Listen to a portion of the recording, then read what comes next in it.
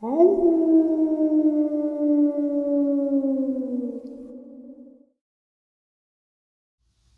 greetings and salutations, everyone. I hope everyone is still doing well, and welcome to tonight's second half. Before we jump into this very terrifying set of encounters, a couple links. As many of you know, I rely on Patreon, PayPal, channel membership, and the merch to help the channel to continue to grow and go. Links to Patreon, PayPal, and channel membership is in the description below. Merch displayed directly under the video. Also, Dogman Frightening Encounters, Volume 1 through 3, the audiobook versions. They were written and researched by Tom Lyons, narrated and produced by me, Jeff Nadolny. Those audiobooks are available on Audible, Amazon, and iTunes, links to which are also in the description as well. And finally, last but definitely not least, if you'd really like to help support the channel to continue to grow and go, simply subscribe. It doesn't cost a cent. Click the like button, takes half a second. If you don't want to miss out on any of the informative uploads I put out daily, click that bell icon, and folks, please leave a comment. Why? Well, because all these things really do help the channel to continue to grow and go. And yes, folks, they definitely do matter. Now, everyone, I have taken far too much of your time. Let's jump in to tonight's second half, shall we? Alright, today's first encounter.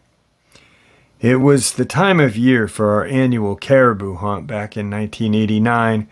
My hunting partner and I ventured into an area below the Coyote Ridge, alongside the Coyote River in British Columbia. We were working the area between the river and Mounts Maripole and Carvon, with Hamilton Ridge to our south. It was a crisp morning, and we were seeing some animals start to move, with none of them being to our liking, and the distance between us and the herd was far too great as well. Having seen the activity, we decided to follow in the direction of the herd in hopes of seeing a more substantial animal at some point. We had made our way all the way down to where the warden's cabin was located on the south side of Hamilton Ridge, and we're now at a point where we were sandwiched between Hamilton and Tosher Ridge, respectively. At this point, my partner and I are sitting with our backs to each other, facing opposite directions. I'm combing Hamilton Ridge with my binoculars. My partner was combing Coyote with his. We had to have been sitting there for over an hour at least, observing the movements of a number of caribou, when my partner says to me, "I have never in my life seen a timber wolf that big. Check this thing out." On cue, I turned and began to fix my binoculars on the area in which he was pointing. At this point, the two of us are now sitting with our eyes fixed on what appeared to be a wolf that was the size of a bull elk. A fact which was in of itself hard to digest mentally. The distance was great, but based on the size of the largest caribou, which it was stalking, walking well below them, it was twice the size of the largest male, which did not make any sense. To me, what I was seeing was an impossibility in the natural world. A timber wolf at this size would have been in the neighborhood of 500 pounds, which just can't be. As I was looking at it, I said to my hunting partner that it must be a bear, but even as I said that, I didn't believe my own words, in that the coloration was not right for a bear, and yet the rump sat too high with the spine to be the profile of a wolf.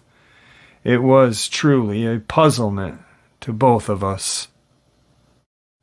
We sat watching this creature, obviously stalking the herd from a lower position on the ridge. It must have been 20 minutes later, as both of us are watching intently, that this beast lifted off the ground with what we believe to be its front legs, which are now hanging from the body, and began to make its way up the hill towards the herd, appearing just as a hunter would, holding his rifle, trying to get closer without being seen.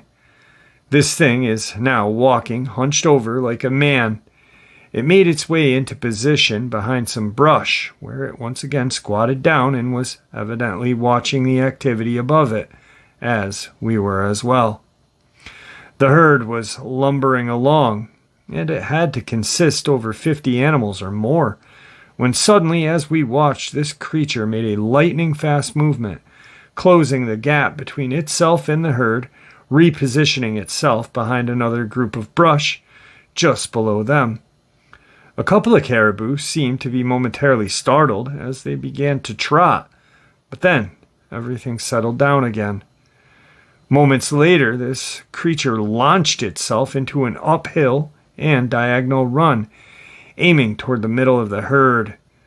The caribou began to run, but this creature, being much faster to our eyes, closed the gap quickly and launched its body, swatting a female to the ground with what appeared to be one blow from its now extended arm, very much like a grizzly would whack down an animal from the back in a chase. It was now on top of the caribou, thrashing at its body in a violent manner with both of its apparent arms. The creature, while straddling the caribou's body, had thrown so many blows in such a brief amount of time that it was inconceivable to our eyes how many had actually been thrown.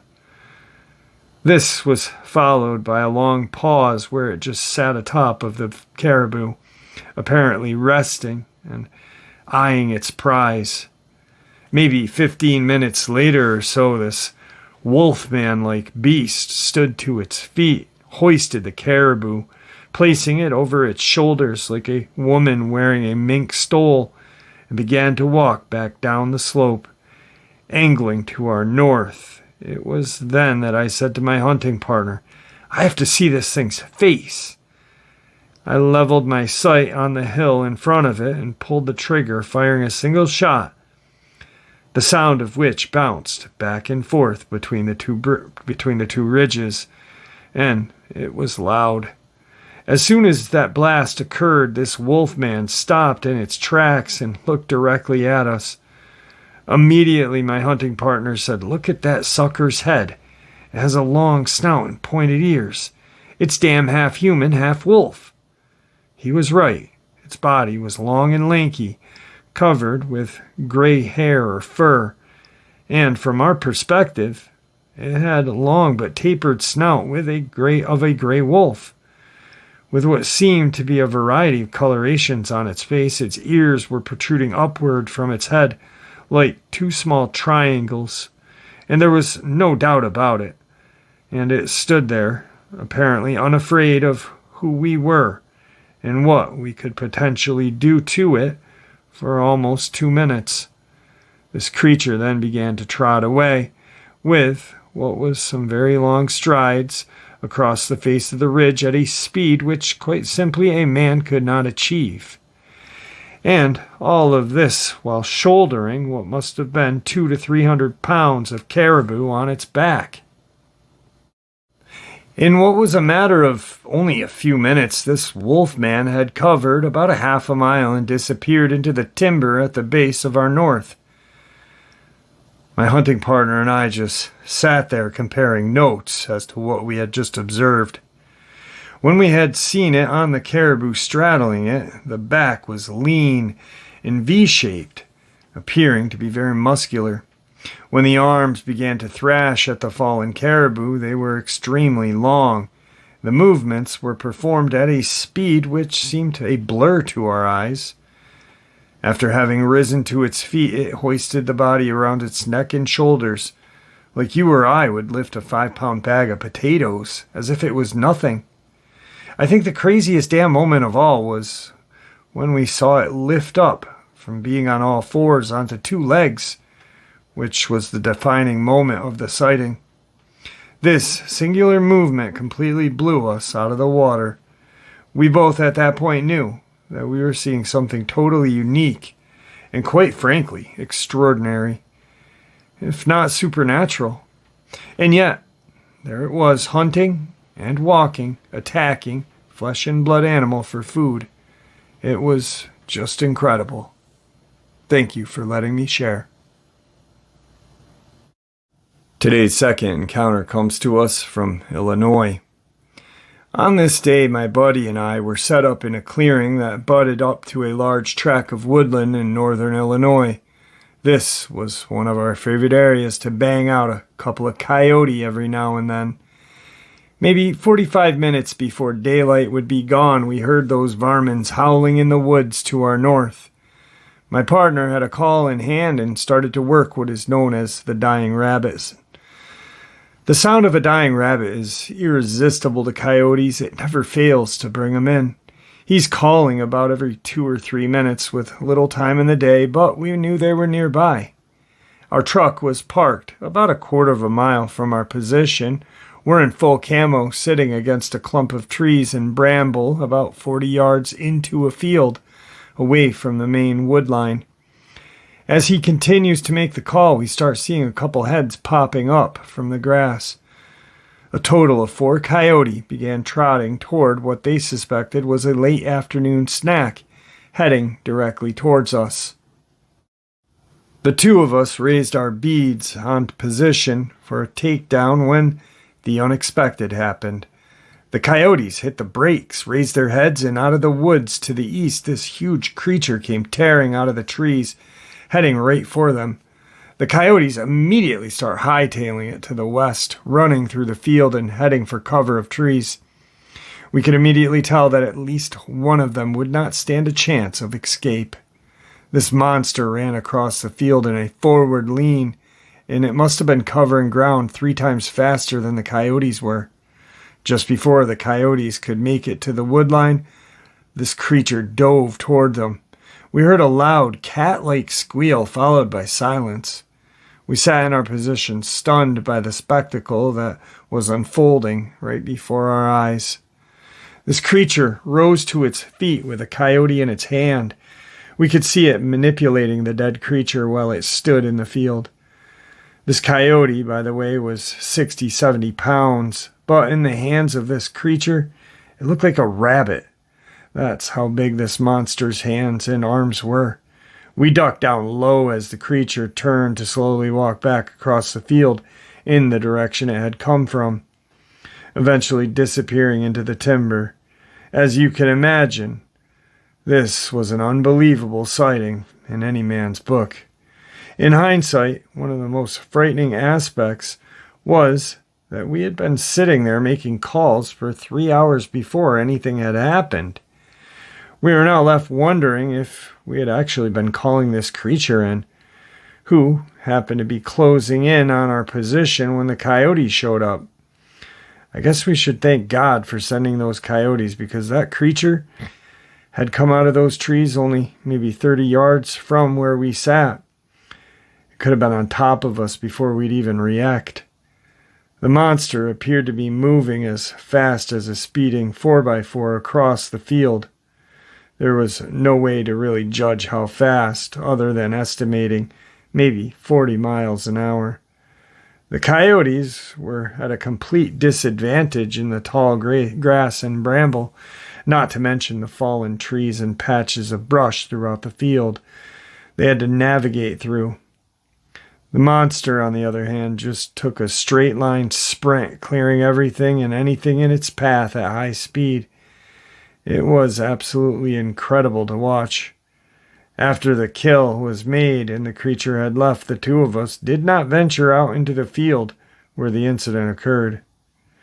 We were quite happy to get out of there with our shirts still on our backs.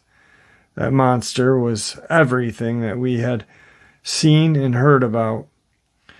It had to have been every bit of 7 to 8 feet. And looked like a brick shithouse with legs. When it ran across the field, when it had committed the dive for its prey, it launched itself like a baseball player stealing second. We heard that brief yelp or screeching sound as the coyote met its demise, and then it was all over.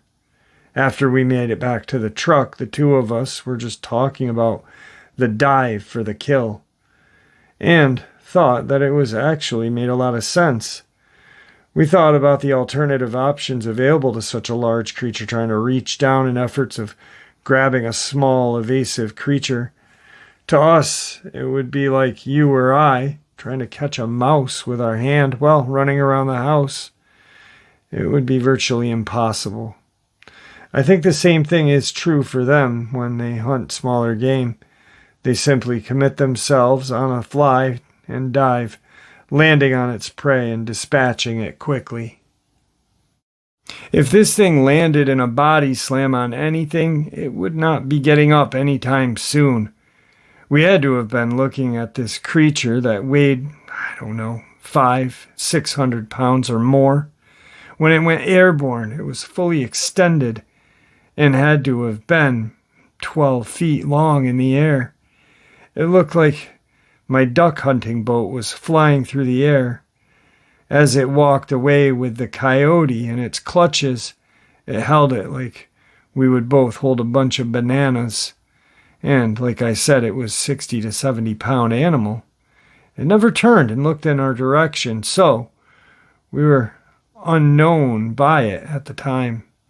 Its fur, or should I say hair, was long and shaggy, more grayish silver in color than anything, but did have a healthy mix of black/brown. At a distance we watched it from, the arms on this thing looked like long sections of trees coming from its shoulder. If it was to get its hands on you or I, there would be no chance of escaping that grasp. Today's next encounter. At the time of this experience, I had been living near Juneau for 27 years, having grown up there. My friend's mom was Native American, and she had married a white man. She had a very strange name that I could never pronounce, but of course I just called her Ma. I must tell you that neither my friend nor I had ever seen a Sasquatch or any other kind of creature.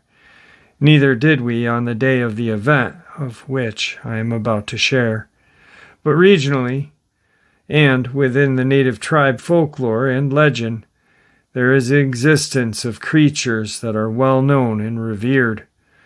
Amongst the tribal people, there were areas and places which people were both warned and forbidden to go.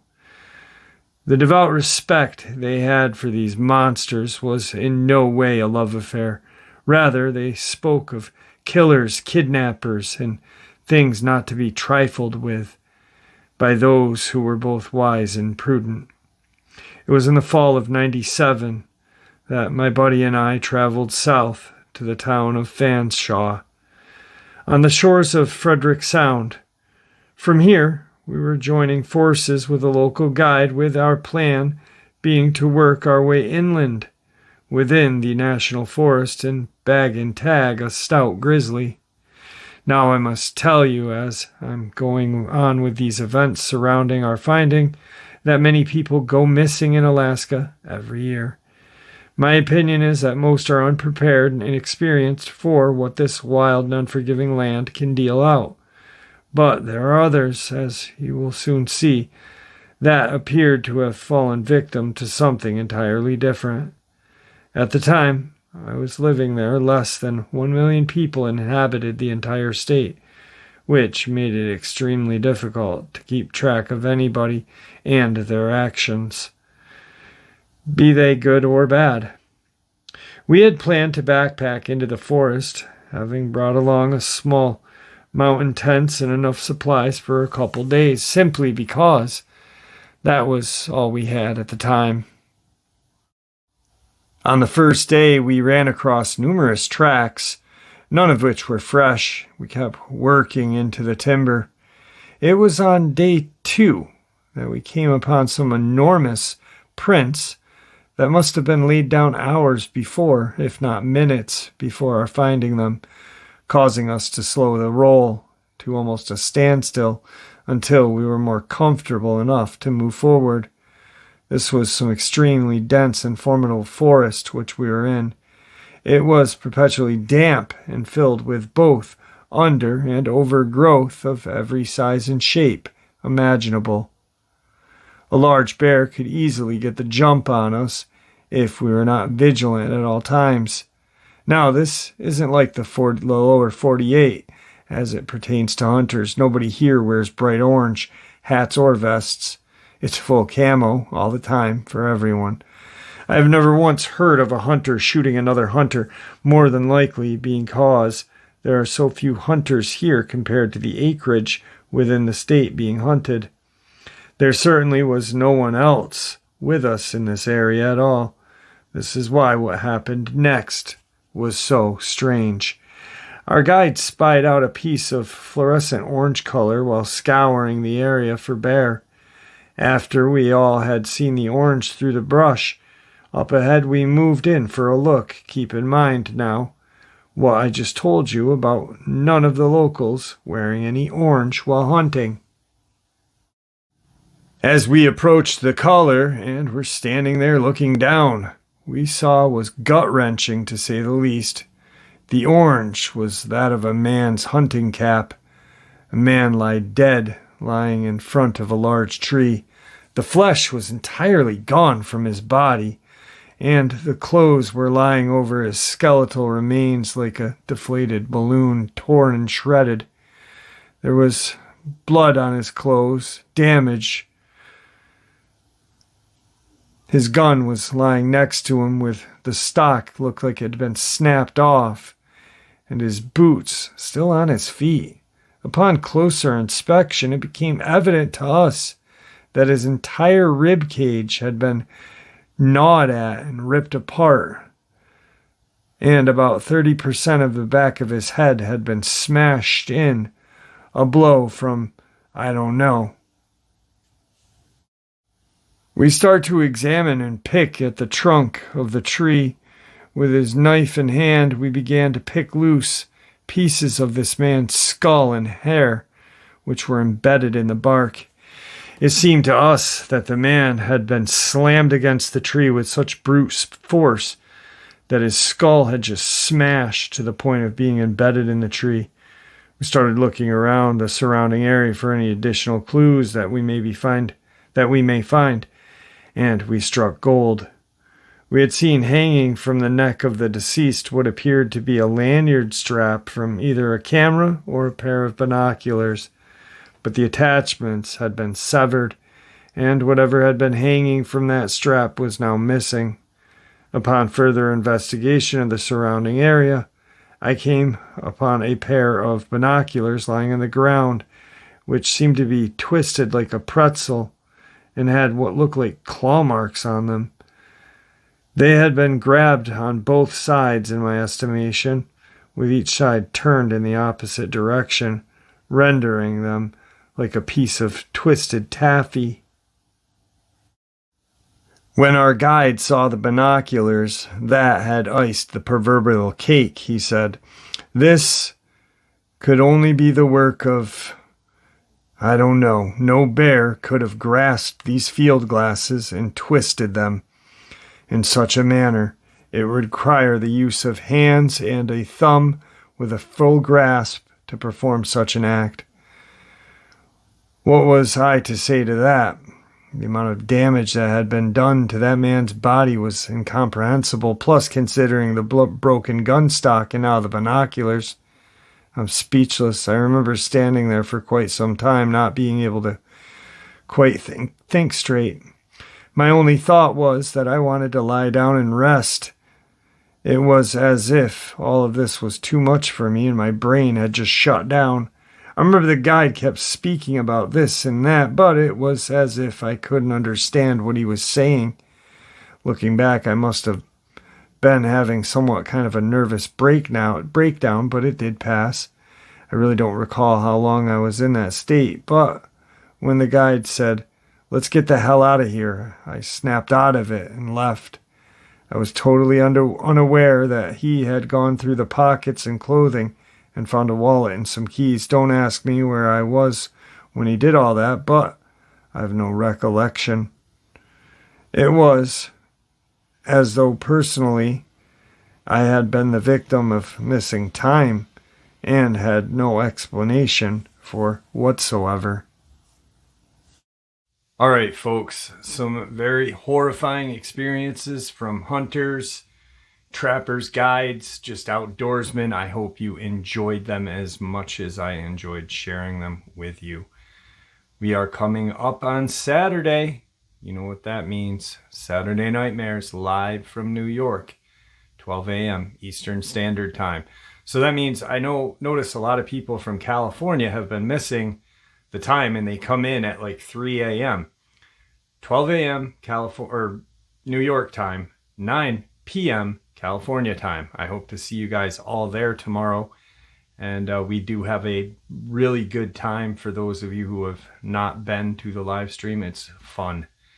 With that being said, thank you for supporting the channel. Your support is what makes this channel continue to grow and go, and honestly, what makes it special. Please, everyone, stay safe, happy, healthy, and ever vigilant, keeping an eye on our children, our pets, our family, and friends. These creatures are real, they are out there, and they are dangerous. Share this information with the people you love and care about, and it may just help save their lives someday. Until next time, never stop asking questions, never stop searching for the answers, and God bless.